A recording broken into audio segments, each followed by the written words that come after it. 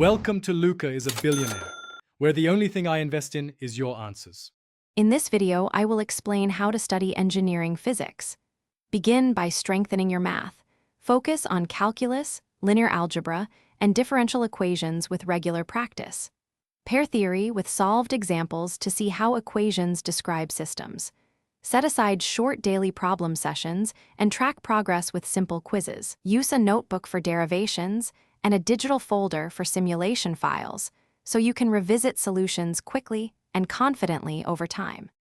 Explain concepts before jumping to algebra when studying a new topic. Read a concise overview, then derive the governing equations step by step while confirming units and assumptions.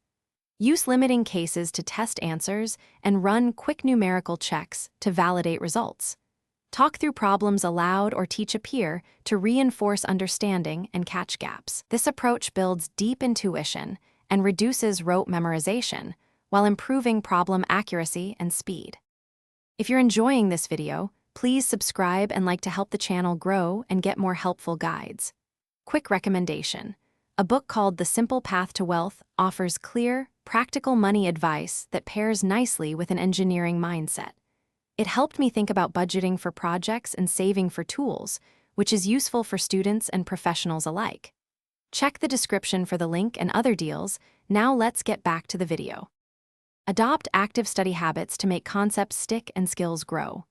Rotate problem types, conceptual quizzes, pen and paper derivations, and coded simulations to cover all angles.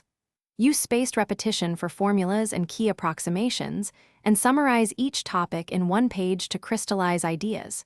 Create brief projects that model circuits, dynamics, or thermal systems so theory meets practice. Regularly review mistakes to learn patterns and prevent repeated errors in exams.